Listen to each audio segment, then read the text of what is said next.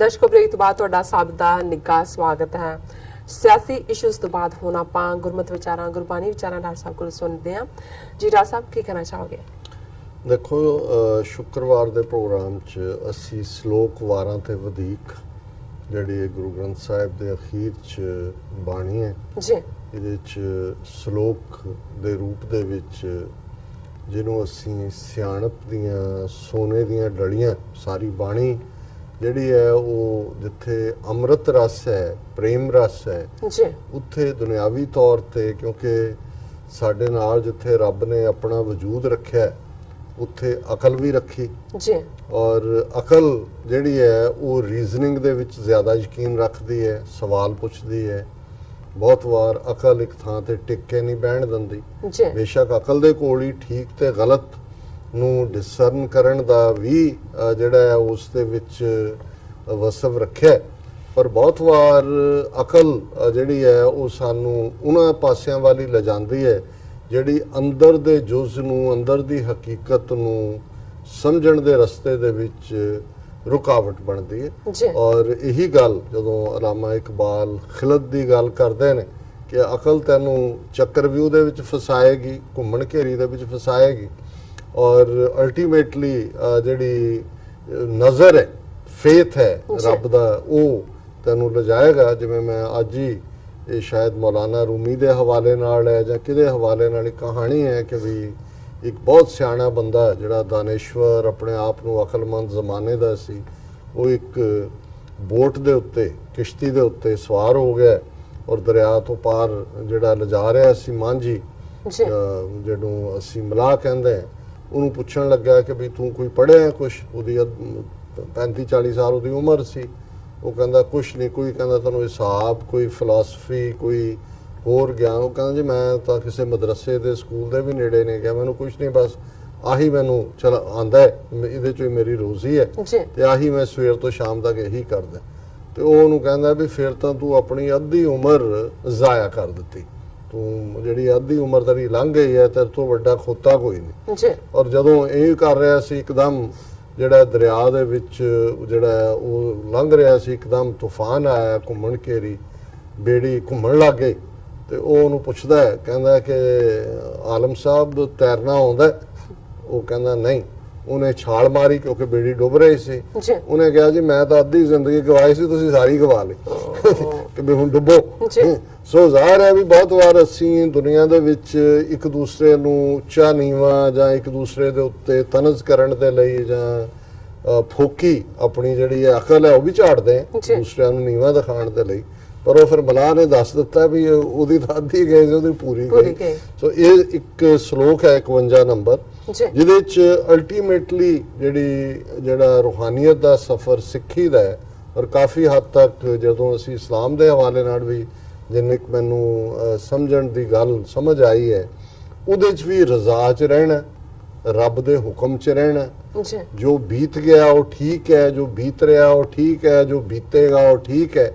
ਰੱਬ ਸਾਡਾ ਯਾਰ ਹੈ, ਦੋਸਤ ਹੈ, ਸਾਡਾ ਭਲਾ ਹੀ ਚਾਹੁੰਦਾ ਹੈ।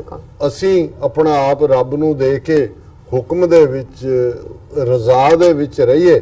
ਬੰਦੇ ਸੇਜੇ ਪਵੇਂ ਵਿੱਚ ਬੰਦੀ, ਤੱਕਣ ਕੋ ਦੀਦਾਰ, ਕਿ ਵੀ ਜੇ ਉਹਦਾ ਦੀਦਾਰ ਦੇਖਣਾ ਹੈ ਤੇ ਬੰਦੀ ਦੇ ਵਿੱਚ, ਡਿਸਪਲਿਨ ਦੇ ਵਿੱਚ ਰਜ਼ਾ ਹੀ ਉਹਦੀ ਬੰਦੀ ਹੈ, ਹੁਕਮ 'ਚ ਰਹਿਣਾ ਹੀ ਜਿਹੜਾ ਬੰਦੀ ਦੇ ਵਿੱਚ ਪੈਣਾ। ਤੇ ਗੁਰੂ ਸਾਹਿਬ ਫਰਮਾਉਂਦੇ ਨੇ ਤਨਾਸਰੀ ਇੱਕ ਰਾਗਣੀ ਹੈ, ਜਿਵੇਂ ਰਾਗ ਹੁੰਦਾ ਹੈ ਤੇ ਉਸ ਦੇ ਜਿਹੜੇ ਛੋਟੇ ਨੇ ਅੱਗੋਂ ਰਾਗ 'ਚੋਂ ਡਿਫਰੈਂਟ ਸੁਰਾਂ ਨਿਕਲਦੀਆਂ ਨੇ, ਉਹਨੂੰ ਰਾਗਣੀ ਕਹਿੰਦੇ ਨੇ।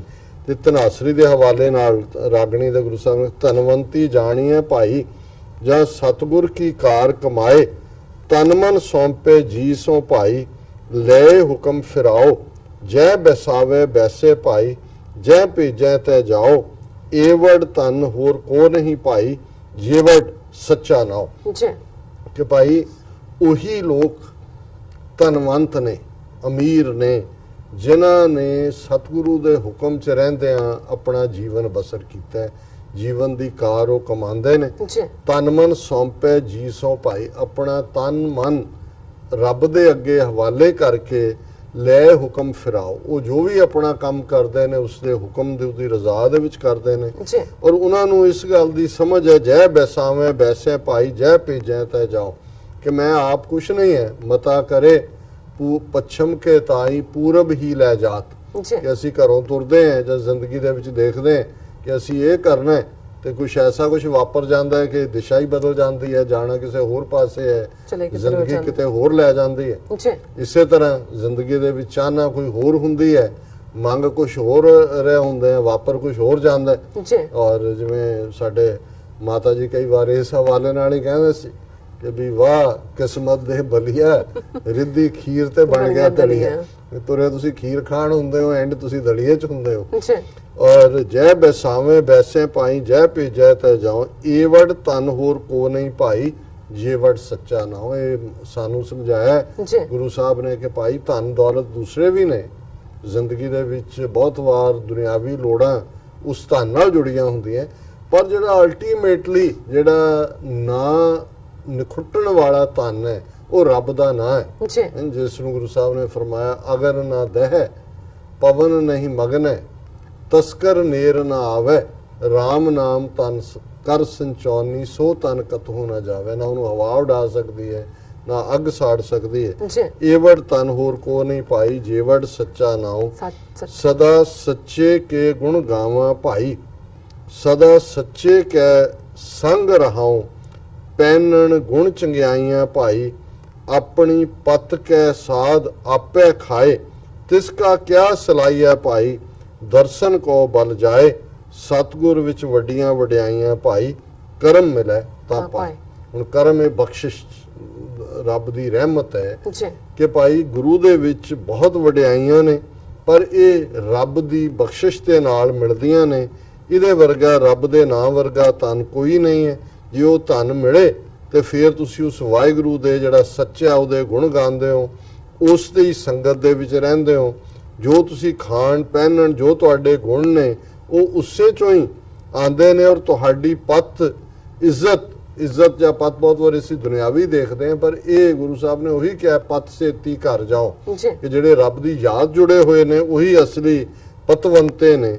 ਔਰ ਇਹ ਅਖੀਰ ਚ ਦੂਸਰੀ ਕੈਟਾਗਰੀ ਜਿਹੜੀ ਸਾਡੇ ਵਰਗਿਆਂ ਦੀ ਹੈ, ਇੱਕ ਹੁਕਮ ਮਨ ਨਾ ਜਾਣਨੀ ਭਾਈ, ਦੂਜੇ ਭਾਏ ਫਿਰਾਏ, ਸੰਗਤ ਢੋਈ ਨਾ ਮਿਲੇ ਭਾਈ, ਬੈਸਨ ਮਿਲੇ ਨਾ ਥੋ। ਇਹ ਕੌਣ ਨੇ ਜਿਨ੍ਹਾਂ ਦਾ ਕੋਈ ਅਕੀਦਾ ਨਹੀਂ ਹੈ, ਉਹ ਦੂਜੇ ਭਾਏ ਮਾਇਆ ਵੱਲ ਭੱਜੇ ਫਿਰਦੇ ਨੇ, ਉਹਨਾਂ ਨੂੰ ਕਿਤੇ ਵੀ ਢੋਈ ਨਹੀਂ ਮਿਲਦੇ, ਨਾ ਹੀ ਉਹਨਾਂ ਨੂੰ ਜਿਹੜੇ ਰੱਬ ਦੇ ਪਿਆਰਿਆਂ ਦੇ ਵਿੱਚ ਕੋਈ ਥਾਂ ਮਿਲਦੀ ਹੈ। ਨਾਨਕ ਹੁਕਮ ਤਿਨਾ ਮਨਾਈ ਸੀ ਭਾਈ, ਜਿਨ੍ਹਾਂ ਧੁਰੇ ਕਮਾਇਆ ਨਾਉ, ਤਿੰਨ ਵਿਟੋਂ ਹੋ ਵਾਰਿਆ ਭਾਈ, ਤਿੰਨ ਕੋ ਸਦ ਬਲਿਹਾਰੇ ਜਾਓ। ਤੇ ਗੁਰੂ ਸਾਹਿਬ ਫਰਮਾਉਂਦੇ ਨੇ ਕਿ ਉਹਨਾਂ ਨੂੰ ਹੀ ਜਿਹੜਾ ਇਸ ਰਸਤੇ ਤੇ ਚੱਲਣ ਦੀ ਤੌਫੀਕ ਮਿਲਦੀ ਹੈ, ਜਿਹੜੇ ਹੁਕਮ ਦੇ ਵਿੱਚ ਰਹਿੰਦੇ ਆ, ਉਸ ਵਾਹਿਗੁਰੂ ਦੇ ਬਖਸ਼ਿਸ਼ ਦੇ ਪਾਤਰ ਬਣਦੇ ਨੇ, ਧੁਰੋਂ ਦਰਗਾਹੋਂ ਉਹਨਾਂ ਨੇ ਉਸ ਨਾਮ ਨੂੰ ਕਮਾਇਆ ਹੁੰਦਾ। ਤੇ ਗੁਰੂ ਸਾਹਿਬ ਕਹਿੰਦੇ ਨੇ ਕਿ ਇਹੋ ਜਿਹੇ ਜਿਨ੍ਹਾਂ ਦੇ ਅੰਦਰ ਗੁਰੂ ਦਾ ਨਾਮ ਵਸਦਾ ਹੈ, ਰੱਬ ਦਾ, ਉਹਨੂੰ ਜ਼ਿੰਦਗੀ ਦੇ ਵਿੱਚ ਕਮਾਉਂਦੇ ਨੇ, ਤਿੰਨ ਕੋ ਸਦ ਬਲਿਹਾਰੇ ਜਾਓ, ਉਹਨਾਂ ਤੋਂ ਮੈਂ ਕੁਰਬਾਨ ਜਾਂਦਾ। ਸੋ ਇਹ ਅੱਜ ਦਾ ਜੀ ਵਿਚਾਰ। ਡਾਕਟਰ ਸਾਹਿਬ ਤੁਹਾਡਾ ਬਹੁਤ ਬਹੁਤ ਸ਼ੁਕਰੀਆ, ਤੁਸੀਂ ਅੱਜ ਦੇ ਅਹਿਮ ਇਸ਼ੂ ਤੇ ਅੱਜ ਦਾ ਵਿਚਾਰ ਸਾਰੇ ਦਰਸ਼ਕਾਂ ਨਾਲ ਸਾਂਝਾ ਕੀਤਾ। ਅਸੀਂ ਆਪਣੇ ਵਿਊਅਰਸ ਕੋਲ ਨੇ ਇਜਾਜ਼ਤ। ਵਿਊਅਰਸ, ਸਾਡੇ ਪ੍ਰੋਗਰਾਮ ਦਾ ਸਮਾਂ ਇੱਥੇ ਸਮਾਪਤ ਹੁੰਦਾ ਹੈ। ਤੁਸੀਂ ਆਪਣੀ ਰਾਏ ਤੇ ਸੁਝਾਅ ਸਾਨੂੰ ਭੇਜਣਾ ਭੁੱਲਣਾ ਸਾਡੇ ਇਸ ਪਤੇ ਤੇ sos@tv84.tv ਤੇ ਅਸੀਂ ਆਪਣਾ ਪ੍ਰੋਗਰਾਮ ਲੈ ਕੇ ਫਿਰ ਦੁਬਾਰਾ ਤੁਹਾਡੇ ਸਨਮੁਖ ਹੋਵਾਂਗੇ। ਤਦ ਤੱਕ ਲਈ ਮੈਨੂੰ ਤੇ ਪ੍ਰਸਾਦ ਨੂੰ ਆਗਿਆ ਦਿਓ। ਦੇਖਦੇ ਰਹੋ TV84। ਬੁਲਾ ਦਿਓ ਫਤਿਹ। ਵਾਹਿਗੁਰੂ ਜੀ ਕਾ ਖਾਲਸਾ, ਵਾਹਿਗੁਰੂ ਜੀ ਕੀ ਫਤਿਹ।